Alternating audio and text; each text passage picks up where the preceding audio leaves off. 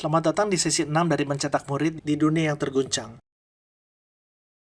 Senang sekali bisa bersama lagi dan ini adalah waktu kita terakhir bersama. Dan saya hanya akan mengingatkan Anda, Yesus berkata, "Aku akan mendirikan jemaatku dan alam maut tidak akan menguasainya."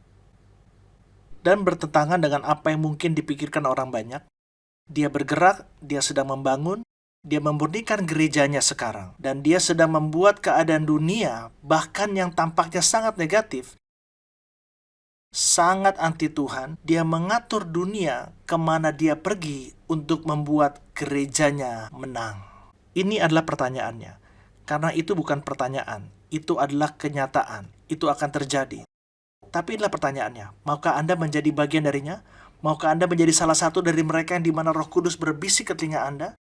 Maukah Anda menjadi salah satu dari mereka yang berkata, "Ya Tuhan, saya akan membangun tembok, saya akan mempertahankan negeri"? Maukah Anda menjadi orang yang hatinya sepenuhnya menjadi miliknya saat matanya mengarah ke sana kemari seluruh bumi sehingga dia dapat menopang Anda tepat di tempat Anda berada? Dan ngomong-ngomong, jangan bingung. Ini bukan tentang Anda menjadi pendeta atau pemimpin gereja, atau gembala gereja besar, atau Anda menjadi terkenal, atau itu. Tidak, tidak, bukan itu. Itu adalah Anda melakukan bagian Anda di dalam tubuh Kristus. Anda sepenuhnya berserah diri. Itu adalah Anda yang memperbaiki mata Anda pada apa yang tidak terlihat, yang kekal, dan bukannya memusatkan mata Anda pada apa yang terlihat, yang sementara. Itu yang Anda katakan, dan saya katakan dengan Rasul Paulus, bahwa saat-saat ini, penderitaan ringan yang kita alami saat kita berserah, saat kita berkorban, saat kita mengikuti apapun panggilan Yesus untuk kita lakukan, itu tidak ada apa-apanya dibandingkan dengan kemuliaan yang akan datang mengikuti. Saya ingin mengumpulkan waktu kita dengan beberapa pemikiran yang menurut saya akan menyemangati Anda. Saya pikir ketika Anda melakukan seri seperti ini, dan saya telah melakukan perjalanan pribadi bersama beberapa teman yang sangat dekat, dan Anda bisa saja menjadi penerima, dan saya ingin berhenti di sesi terakhir ini untuk memberi Anda sedikit gambaran tentang perjalanan sehingga Anda mungkin memiliki beberapa harapan, bukannya tentang milik Anda itu akan sama, tapi saya hanya tidak ingin Anda mendapatkan ide bahwa, oke, saya hanya tinggal naik ke puncak gunung dan Tuhan berbicara kepada saya dan inilah yang Dia panggil untuk kita semua lakukan. Seri ini tumbuh dari kelemahan yang dalam. Nyatanya saya melacaknya dan saat saya berdoa tentang apa yang harus dibagikan untuk Anda, Tuhan berkata, "Aku yang engkau berbagi dengan mereka, sebenarnya itu terjadi dalam 3 tahap, dan masing-masing adalah momen kelemahan yang dalam. Dan kemudian aku ingin engkau mengingatkan mereka apa yang aku katakan kepada Rasul Paulus." Mungkin Anda bertanya, nah apa yang dia katakan kepada Rasul Paulus? Ketika Rasul Paulus berpikir dia sudah tidak tahan lagi, dan dia menderita, dan dia bertanya sekali, dia tanya 2 kali, dia tanya 3 kali, apa yang Tuhan katakan kepadanya? "Paulus, aku tidak akan mengangkat penderitaanmu. Cukuplah kasih karuniaku bagimu. Sebab justru dalam kelemahanlah kuasaku menjadi sempurna." Dan itulah yang saya ingin Anda ketahui. Ini bukan bahwa kita sudah memiliki semuanya. Ini sebenarnya menyadarkan bahwa kita tidak punya. Dan bahwa kita memiliki tingkat kebutuhan yang sangat mendesak. Orang yang putus asa berdoa doa yang putus asa. Orang yang putus asa itu berketergantungan. Dan Roh Kudus mengambil firman-Nya dan Dia bekerja di dalam kita ketika kita putus asa. Dan ada perasaan yang kita butuh Engkau dengan sangat. Jadi ini semua dimulai pada bulan Juli. Dan singkat cerita, di tengah-tengah pandemi, saya menjadi sangat putus asa. Dan dalam beberapa hari, saya dari putus asa menjadi depresi. Sekitar 3 jam, 2 hari berturut-turut. Dan saya cukup tahu bahwa ini adalah tempat yang gelap. Saya tidak ingin pergi ke sana, saya semacam menampar diri sendiri. Dan kemudian pikiran ini muncul di benak saya karena saya telah melakukan banyak konseling pastoral. Dan ketika saya bertemu dengan orang-orang yang sangat fokus pada diri sendiri, saya berkata, "Lihat, mengapa kamu tidak melupakan untuk memikirkan dirimu sendiri dan temukan seseorang yang butuh bantuan lebih dari kamu?" Dan sungguh menakjubkan saat kami melakukannya, itu membantu. Jadi saya berpikir, itulah yang saya lakukan. Dan saya memiliki seorang teman yang bertanggung jawab atas semua gereja Protestan di Mesir. Dan kami telah melakukan beberapa hal bersama-sama dan saya juga pernah pergi sana 3 kali dan saya berpikir, wow, Timur Tengah pasti 10 kali lebih sulit daripada yang terjadi di California.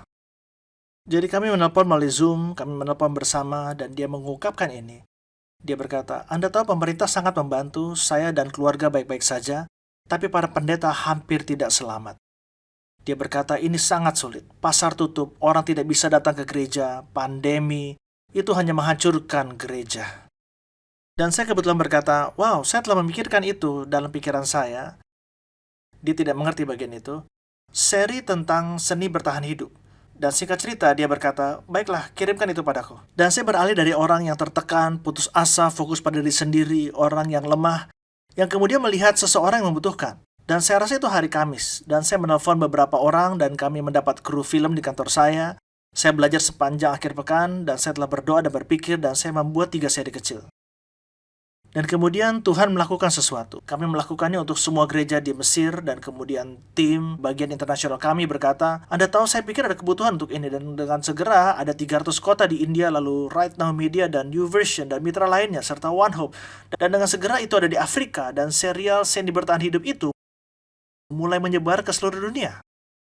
Kemudian seorang pendeta di India berkata, kami terluka.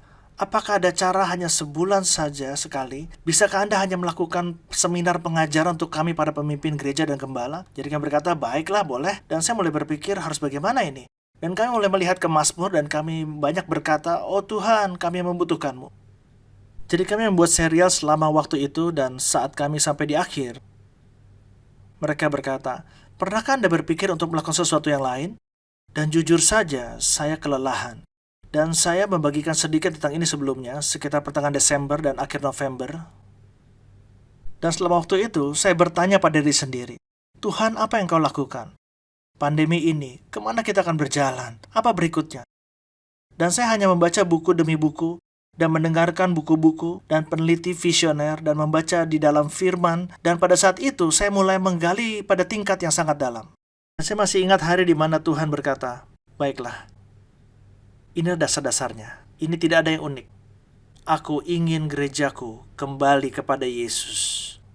Bukan hanya Yesus sang manusia ilahi, tetapi Yesus yang diurapi. Yesus sang Mesias. Mesias adalah yang membebaskan. Mesias adalah harapan bangsa. Dan selagi saya melakukan ini, Anda semua memiliki pengalaman dengan cara yang berbeda, dan saat saya berdoa dan berkata, nah Tuhan, seperti apa itu? Dan saya tidak bermaksud terlalu mistis di sini, tetapi Tuhan berbicara dengan cara yang berbeda. Tapi secara harfiah itu adalah kata CHRIST yang muncul di benak mata saya. Dan kemudian sedikit demi sedikit Roh Kudus, Chip, aku ingin gerejaku fokus kepada Kristus, bukan penyebab. Mereka penting, tetapi dialah yang pertama. Aku ingin gerejaku keluar dari pandemi ini menjadi agen pemulihan, bukan menanggapi permusuhan. Chip, aku ingin gerejaku kembali pada hubungan dari hati, bukan real estate atau bangunan dan yang lainnya. Chip, aku mau di tengah-tengah ini, saat dunia akan berubah, aku merindukan mereka untuk menjadi inovatif dan tidak menanggapinya dengan marah. Dan Chip, aku ingin mereka fokus pada substansi. Aku ingin mereka kembali ke firman-Ku, bukannya fokus kepada kesuksesan. Dan terakhir yang ingin saya bagikan pada Anda di saat terakhir kali kita bersama, dia berkata, Chip, aku ingin gerejaku fokus kepada trust atau percaya, pada iman. Percaya padaku, bukan teknologi. Jika Anda menonton berita, membuka internet, mendengarkan semua pakar, semua ahli, semua ilmuwan dunia akan berkata, teknologi adalah penyelamat kita. Teknologi akan menyelesaikan semuanya. Dan saya pikir dalam beberapa hal, kita di gereja telah sedikit menyimpang dalam berpikir seperti itu. Ya, dan sekarang kita dapat menggunakan teknologi dalam pelayanan kita. Dan sekarang kami menggunakan Zoom dan lakukan semua jenis hal yang berbeda. Dan inilah yang saya dengar dan yakini sangat benar. Tanpa iman, tidak mungkin menyenangkan Tuhan.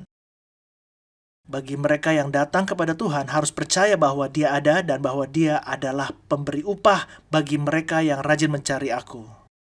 Dan itu ketiga kalinya di mana itu menjadi sangat-sangat gelap, di mana saya mendapat akronim itu dan saya mulai memikirkan tentang apa yang akan saya bagikan dan bagaimana cara membagikannya. Dan kemudian saya memiliki gelombang serangan spiritual seperti yang belum pernah saya alami selama bertahun-tahun.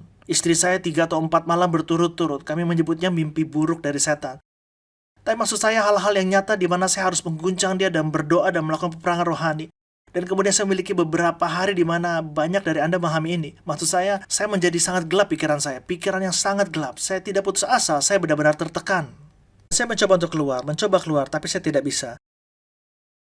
Dan saya ingat melakukan 2 hal. Saya ingat saat itulah saya menelpon seorang mentor dan saya baru saja menyadari ketika ada pemikiran dalam benak Anda dan Anda berkecil hati dan mulai memikirkannya, Anda mulai berpikir, ya Tuhan, aku tidak akan pernah berhenti, aku tidak akan pernah. Anda tahu kan, ketika Anda sampai di sana, jika Anda tidak memahaminya, hal-hal buruk terjadi. Dan yang ingin saya coba ungkapkan kepada Anda adalah, ini adalah sebuah perjalanan. Jadi saya menelpon seorang mentor, dia 86 tahun, dia anak Tuhan, dia sudah seperti ayah bagi saya sejak saya berusia 28 tahun. Dan saya berkata, saya hanya perlu mengeluarkan pikiran yang melintas di benak saya. Saya terjebak, saya sangat tertekan, dan saya tidak bisa keluar dari itu. Dan ada pemikiran yang gelap dan seperti sebuah tekanan. Dan tidak ada yang tersimpan. Saya bagikan setiap pemikiran, setiap perjuangan yang saya miliki, dan dia berdoa bersama saya. Dia berkata, telepon saya besok, saya akan berjalan bersama kamu. Dan kemudian hal kedua yang saya lakukan dari gelombang itu adalah saya memegang beberapa bagian penting yang saya hafalkan itu. Dan maksud saya benar-benar mengingatnya dan saya mengulangnya. Kadang-kadang 8, 10, 12 kali sehari. Dan saya mematikan media, dan saya menolak pengaruhnya. Dan tahukah Anda, saya tidak melakukan sesuatu yang salah, saya tidak melakukan dosa besar, tetapi saat saya menjalani proses ini, Tuhan mulai menunjukkan kepada saya beberapa berhala di sini, beberapa kelemahan di sini, beberapa hal baru yang perlu diperhatikan di sana. Dan dia mulai bekerja di dalam hati saya dan kemudian mulai memulihkan sukacita keselamatan saya. Inilah yang saya ingin Anda dengar. Perjalanan yang kita bicarakan memiliki harga yang sangat mahal, tetapi memiliki pahala yang jauh lebih tinggi. Tapi saya ingin Anda mengerti bahwa setiap langkah di sepanjang jalan itu mengizinkan saya, seorang pria yang sangat biasa, untuk memiliki hak istimewa untuk berbicara dengan Anda dalam serial ini. Dan itu tumbuh dari kelemahan di bulan Juli, tumbuh dari lebih banyak kelemahan di musim gugur, dan kemudian bahkan kelemahan yang lebih gelap di akhir tahun. Setiap aspek saya lebih hancur, lebih lemah, lebih membutuhkan, dan kekuatan Tuhan datang. Saya putus asa. Saya berpuasa dengan cara yang tidak saya lakukan selama bertahun-tahun. Saya menghafal dengan cara yang belum pernah saya alami bertahun-tahun. Saya menyadari bahwa karena COVID, saya dulu memiliki sekelompok saudara yang saya temui setiap saat. Dan saya belum ketemu mereka sekarang. Saya mendapatkannya kembali, bahkan jika saya tidak melakukannya dengan cara yang saya inginkan. Anda tahu, dengan menjaga jarak dan memakai masker. Tapi saya melaluinya dan berkata, Tuhan, apapun yang perlu saya lakukan karena kelemahan saya. Dan saat saya melakukan itu, kekuatannya. Saat saya melakukan itu, sukacitanya datang. Tuhan telah menjadikanmu hambanya. Anda adalah gembalanya. Anda adalah pemimpin gerejanya. Anda mungkin berada di bagian terpencil dari negara yang jauh. Anda mungkin berada di kota besar. Anda mungkin berbahasa Tionghoa atau Spanyol atau Prancis atau Swahili atau Inggris. Anda mungkin kepala denominasi, atau Anda mungkin seorang pendeta tunggal yang memiliki mungkin 20 atau 30 orang dan bahkan mungkin berkumpul mengelilingi pohon. Inilah yang saya tahu. Tuhan kita akan membangun gerejanya dan gerbang neraka tidak menang melawannya. Saya tahu Tuhan kita sedang mencari pria atau wanita yang hatinya sepenuhnya adalah miliknya, dan dia akan mendukung Anda. Saya tahu bahwa dia ingin Anda mempertahankan negeri ini di mana Anda berada di dunia Anda untuk menjadi orang yang akan mendengar bisikannya dan yang akan berkata, Tuhan, aku mau menyerahkan semuanya. Aku berserah. Aku akan menjadi agen pemulihan Tuhan. Aku akan fokus pada hubungan. Aku tidak tahu apa yang akan dilakukan gereja, tetapi masa depanku, aku akan pergi dan memuridkan. Aku akan menyampaikan pesan-pesan ini kepada pria yang setia dan wanita yang setia yang telah percaya kepadamu, dan kemudian akan memastikan bahwa mereka akan menyebarkannya kepada orang lain. Dan Tuhan, aku tidak akan berduka dan kecewa atas apa yang telah hilang dan tidak bisa melakukan ini dan tidak bisa melakukan itu. Aku akan menjadi salah satu inovatormu. Aku akan melihat peluang, baik di dalam gereja maupun di luar gereja, yang tidak akan pernah bisa terjadi kecuali COVID. Dan kemudian Tuhan, aku telah mengaku dan aku telah bertobat. Aku akan menjadi pria atau wanita yang selalu menggali firman-Mu. Aku akan menggali seperti yang belum pernah aku lakukan sebelumnya. Aku akan mempelajarinya, aku akan menghafalnya, aku akan merenungkannya. Aku akan menemukan sekelompok kecil orang yang akan melakukan hidup denganku. Lalu Tuhan, ini mungkin yang terbesar, aku akan mempercayai Engkau. Saya selalu kagum dengan beberapa kalimat yang Yesus berikan kepada kita, yang terlihat sangat sederhana. Tapi dalam Yohanes pasal yang ke-6, ada sekelompok orang yang datang kepadanya dan mereka melihat mujizat dan ajaran yang luar biasa, dan mereka berkata, "Hai Tuhan, jadi bagaimana kita bisa melakukan pekerjaan Tuhan? Maksud saya seperti apa bentuknya?" Dan saya suka ini, dia berkata, "Inilah pekerjaan yang dikehendaki Allah, yaitu hendaklah kamu percaya kepada Dia yang telah diutus Allah." Tahukah Anda bahwa Tuhan menghendaki, mungkin ada semua jenis masalah dalam hidup Anda. Ini hal nomor satu yang Tuhan ingin lakukan dalam hidup Anda dan hidup saya. Dalam setiap orang Kristen, tapi terutama kami para gembala. Dia ingin Anda mempercayainya. Dia ingin Anda percaya. Sekarang saya berbicara tentang iman Alkitabiah. Dia ingin Anda percaya sampai halnya bertindak. Percayalah sampai pada tujuan membahas apapun yang dia tujukan pada Anda. Percaya sampai Anda melangkah keluar tanpa tahu bagaimana hasilnya. Iman bukanlah perasaan. Iman percaya bahwa Tuhan itu benar-benar ada. Bahwa dia masih bisa memisahkan Laut Merah. Laut Merah Anda mungkin terlihat berbeda. Dia masih bisa mengambil 5 roti dan menyediakannya dengan cara yang supernatural. Dia masih bisa menjamah tubuh dan menyembuhkan orang. Dia bisa membuka pintu. Dia bisa mengubah pemerintahan. Inilah Tuhan yang kita sembah. Inilah Tuhan yang Dia ingin kita kembali. Yahweh, aku adalah aku. Yang sejati, satu-satunya Tuhan alam semesta. Kita telah melihat di Roma 12. Karena itu berbicara banyak tentang bagaimana Anda kembali ke substansi atau bagaimana Anda menjalin hubungan. Masing-masing dari itu, saya beri Anda sedikit bagian dari kitab Roma. Apakah Anda menyadari bahwa 11 pasal pertama kitab Roma adalah yang paling jelas, paling dalam, penjelasan Injil yang paling detail? 3 pasal pertama, masalah seluruh umat manusia, mereka terhilang. Pasal 4 dan 5, jawaban Tuhan. Dengan iman kita menerima hadiah gratis ini.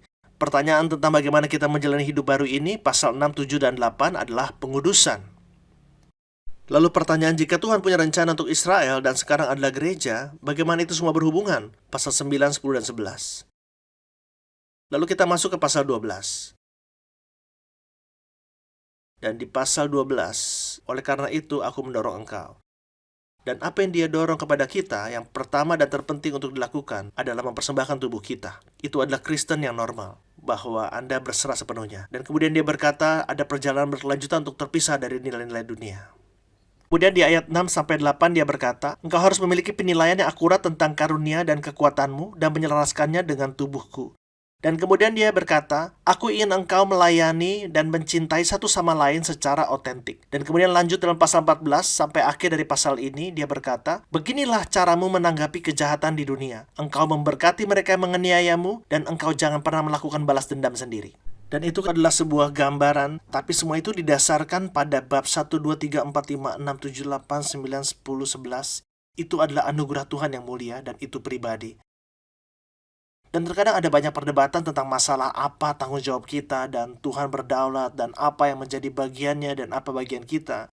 Nah, yang paling banyak menulis tentang kedaulatan Tuhan dan tanggung jawab manusia adalah Rasul Paulus. Ketika dia menghadapinya, dia melihat misteri ini dan dia mengungkapkannya dengan pujian.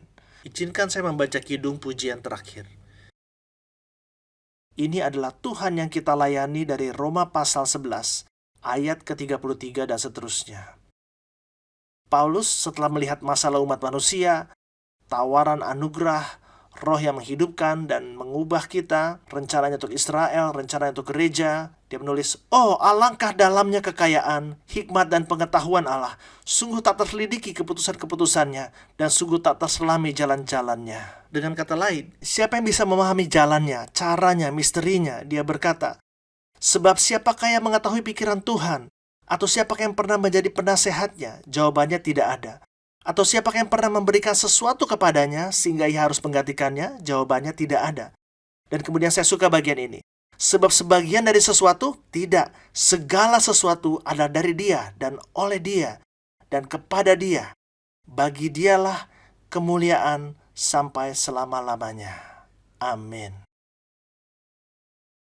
Saya ingin mengundang Anda untuk menanggapi panggilan baru ini dengan sangat serius. Siapa yang bisa memahaminya?